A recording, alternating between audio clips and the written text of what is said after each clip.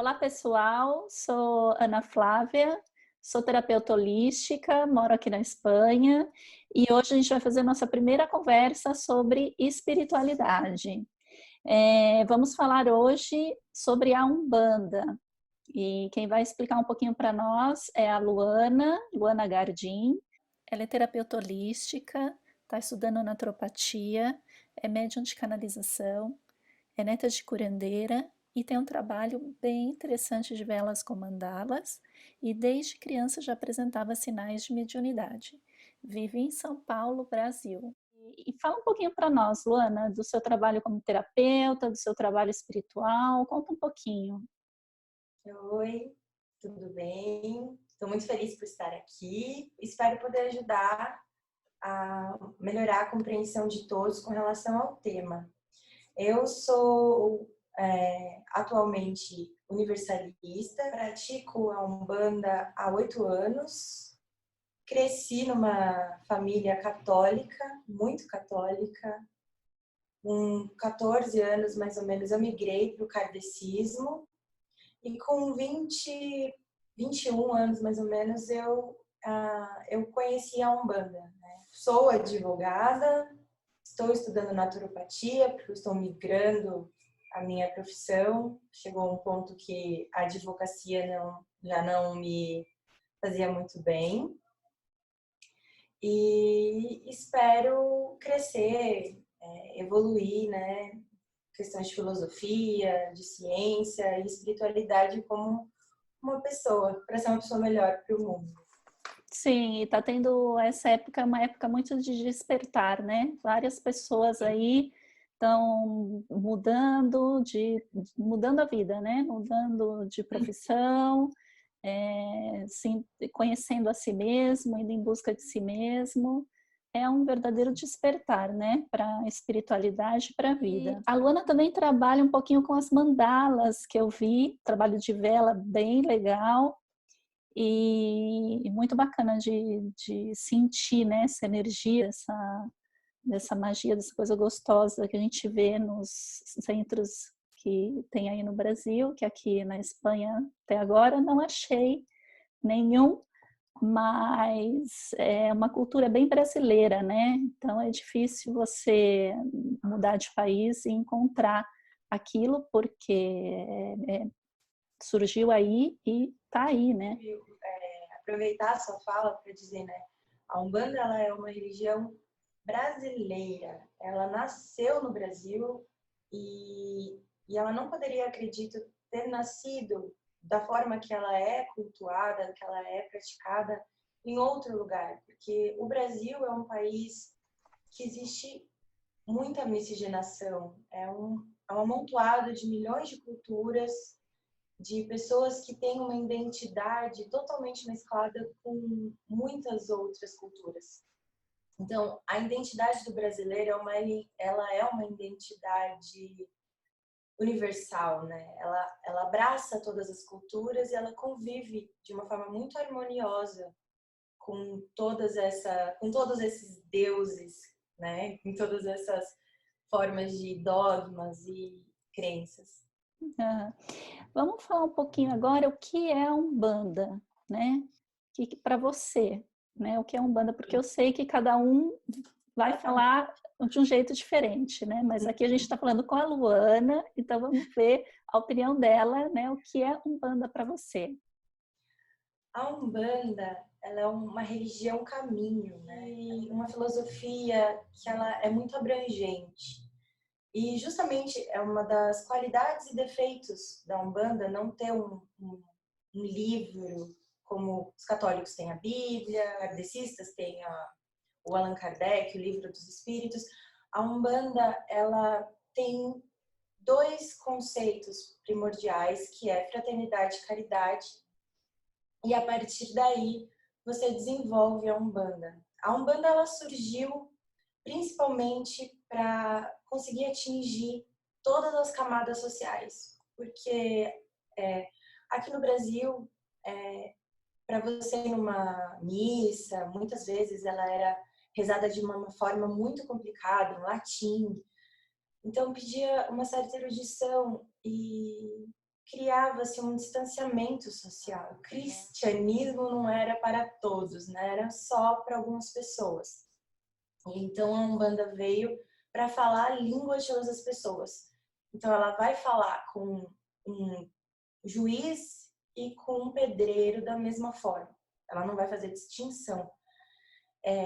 Ela surgiu dentro de um centro kardecista, através de um médium chamado Zélio, mais ou menos no início do século, em 1908, porque havia, né, no kardecismo a ideia de que existiam espíritos inferiores, como os índios, como os negros, o que é um absurdo, né? E para nós que acreditamos em reencarnação, cada um pode ter sido milhares de coisas durante as existências, né? E então ela vem trazendo todo esse estereótipo de uma cultura mais abrangente, não tão distante, para poder falar a língua de todo mundo, né? E as primeiras umbandas, né? Porque nós somos de várias umbandas. Como ela é muito livre, você tem umbanda esotérica, você tem umbanda tradicional, você tem a umbanda cruzada, que é uma umbanda cruzada com candomblé. Você tem umbanda de Angola, umbanda de índio, umbanda de preto velho. Então, a gente tem dentro da Umbanda milhares de formas de se cultuar. Primordialmente, a gente trabalha com o plano espiritual. Todo o trabalho ele é desenvolvido em conjunto com as entidades, né? Que são os nossos guias espirituais, os nossos mentores, e é como chamados na Umbanda, através de um médium, que é um aparelho que cede um espaço para poder haver essa comunicação entre o plano espiritual e o consulente, que é a pessoa que vai lá buscando uma ajuda, um passe de limpeza, um Tá. conselho. E o médium é um canal, né, para o guia, para os mentores. E você vem desde criança apresentando, né? Como é que sabe que é médium? Porque desde criança, desde pequenininho, a criança já tem uma conexão com o outro lado, né? E como que é ser um médium, ser um É canal? muito complicado, porque quando a gente começa a trabalhar de uma forma mais consciente, sabendo e conhecendo a vibração de energia do seu guia espiritual, você começa a ter alguns problemas de identidade, né? Você fala assim, nossa, será que isso é minha imaginação? Isso não é. E eu acredito que todos são médiums.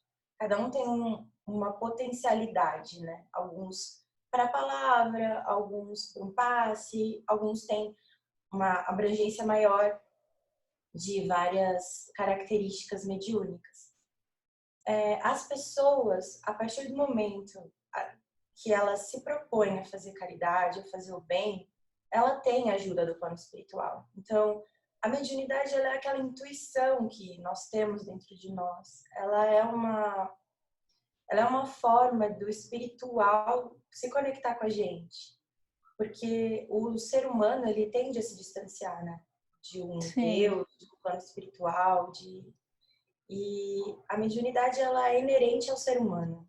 Ela não tem, assim, uns têm, outros não.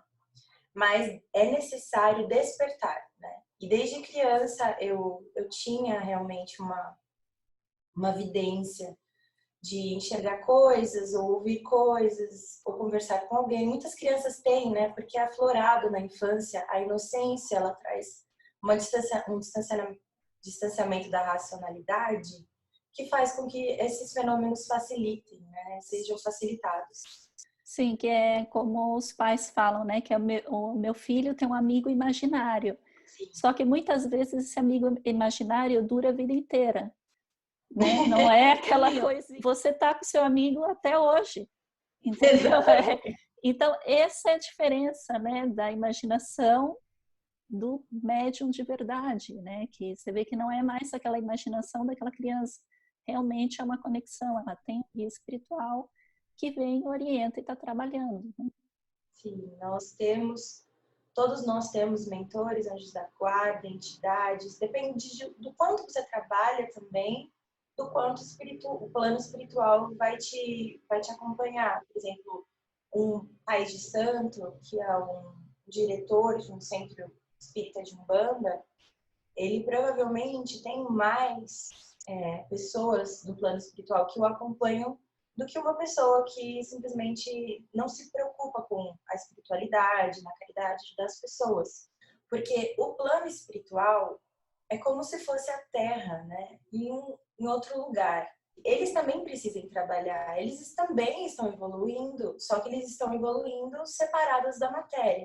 Todo mundo tem mediunidade, basta estar apto, ter a bondade no coração, uma iniciativa, um sentimento bom para fazer as coisas. E treino. Muita gente vai para a Umbanda e treina a mediunidade, né? Meditação. Sim, é como uma escola, né? Você vai para se desenvolver e aprender. E também você sendo desenvolvido e está aprendendo, você ajuda as outras pessoas, né? Exatamente. Os princípios da Umbanda, né? Porque as pessoas pensam, quando você fala a palavra Umbanda, vem, não vou porque mata animais, é sangue, é isso e aquilo. É trabalho, é para amarração, as pessoas só pensam nisso. E a gente sabe, quem vai, quem frequenta, sabe que não é bem assim. Tem casas que, inclusive, não trabalham com sacrifício, com nada, trabalham mais com ervas, não é? Então, conta um pouquinho para nós sobre isso. Por conta dessa pluralidade da Umbanda, né, que é difícil identificar o que é um centro de Umbanda. Aqui no Brasil, a gente caminha pelas ruas, em diversas oportunidades a gente vê faixas com o nome de alguma entidade, faça o trabalho de amor, pague após o resultado, vários absurdos que a gente vê. E, infelizmente, gera um preconceito, né? Se as pessoas quisessem simplesmente associar, elas vão associar aquilo que elas não conhecem a uma coisa ruim. E a Umbanda, ela tem princípios muito basilares e muito fortes de que nada pode ser feito contra a lei do karma, ela precisa ser, trabalho ele é todo feito de acordo com o merecimento da pessoa e a fim de não confrontar nenhuma lei da vida da pessoa, não se altera destinos, né? Porque um destino ele vai acontecer, seja quando tiver que acontecer, ele vai acontecer. Então, a Umbanda ela é caridade, não se cobra por trabalho, por nenhum passe, nenhum ritual que se faça numa casa de Umbanda. Então, quando vocês forem numa casa de Umbanda e houver cobrança, não é uma Umbanda muito confiável.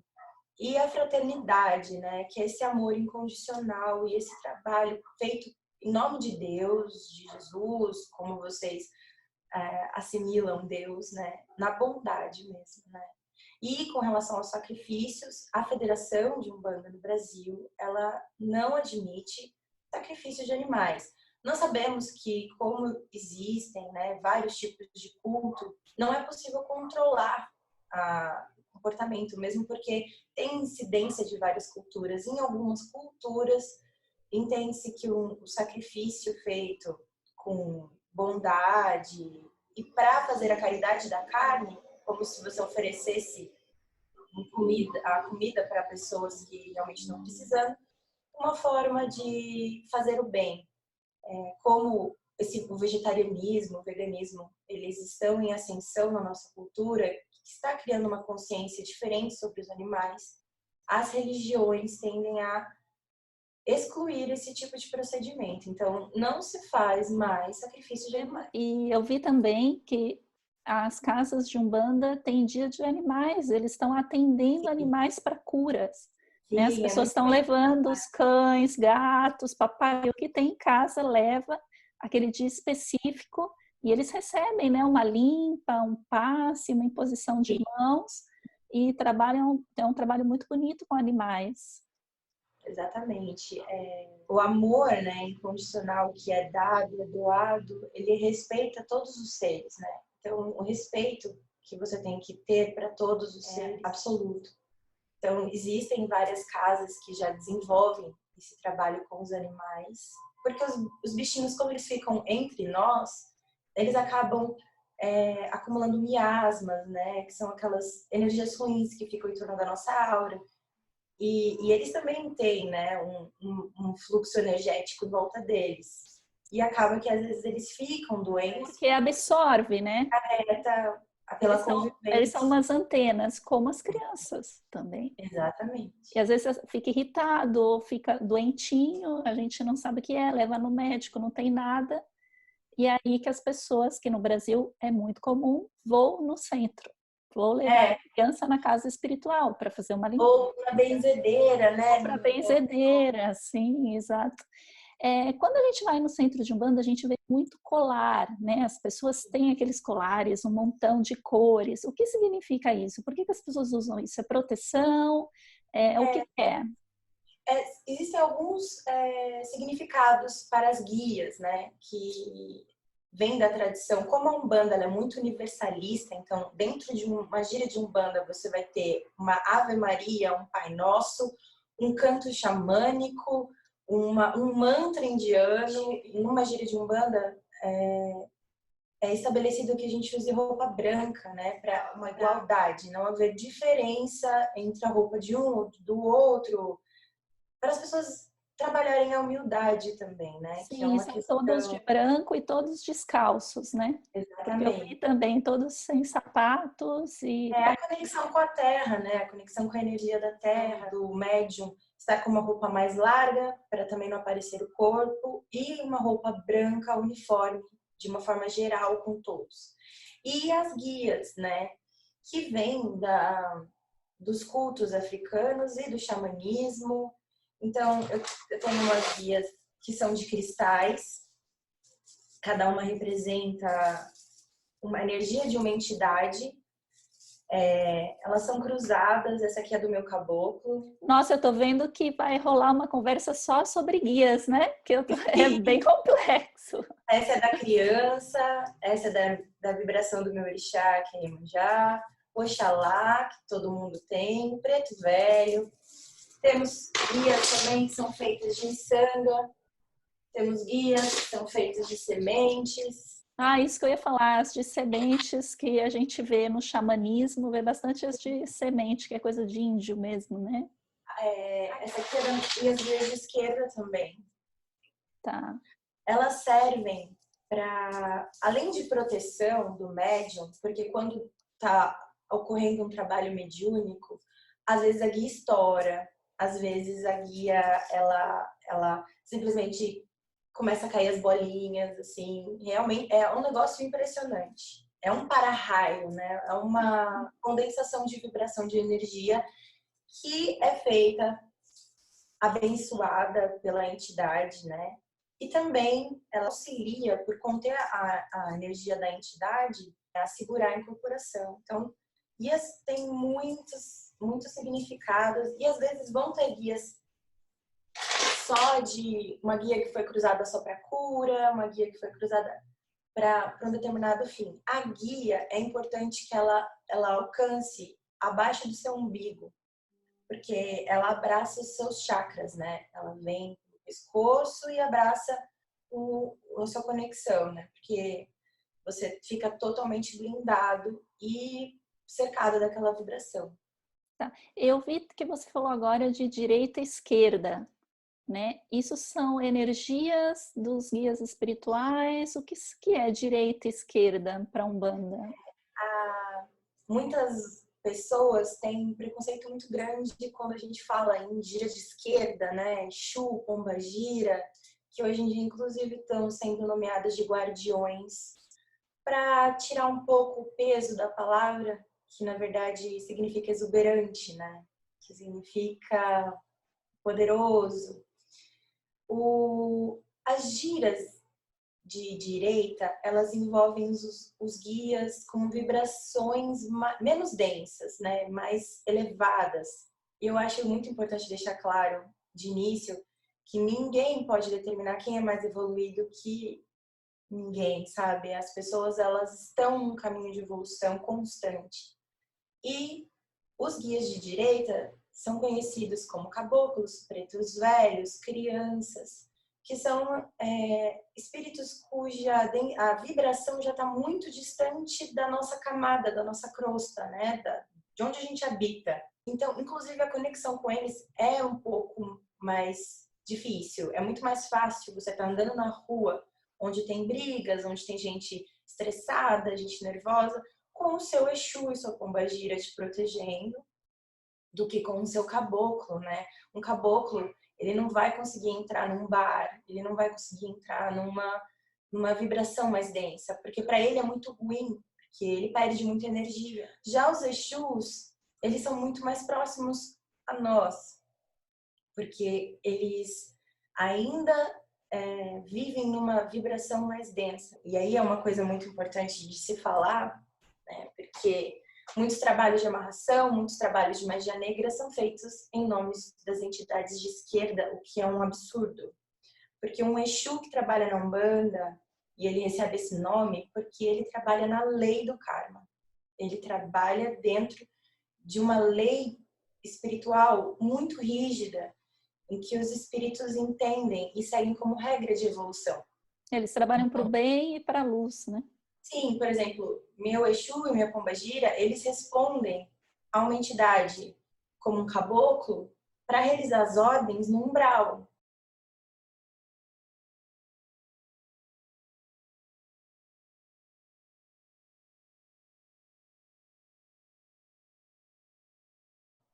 Nos umbrais mais densos, nas camadas mais densas, onde eles não conseguem ir.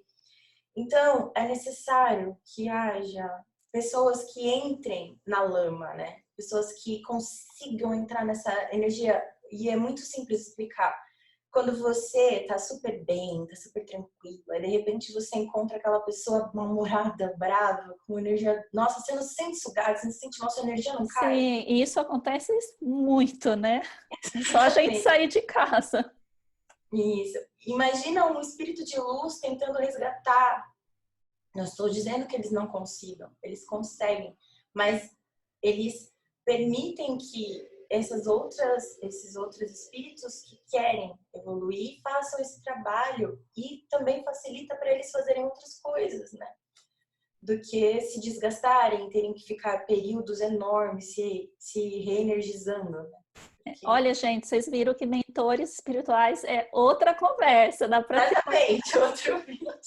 Bom, vamos falar agora um pouquinho, e a nossa última pergunta é sobre música, porque quando eu vou no centro, quando eu vou para o Brasil, eu vejo, é muita animação, né? É tambor, é música, é defumação, é incenso.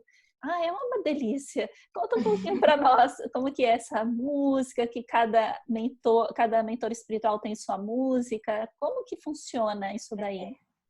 Nós chamamos na Umbanda dos pontos, né? É engraçado porque aqui no Brasil as pessoas utilizam o nome macumba como nome pejorativo, né? Um nome preconceitualizado.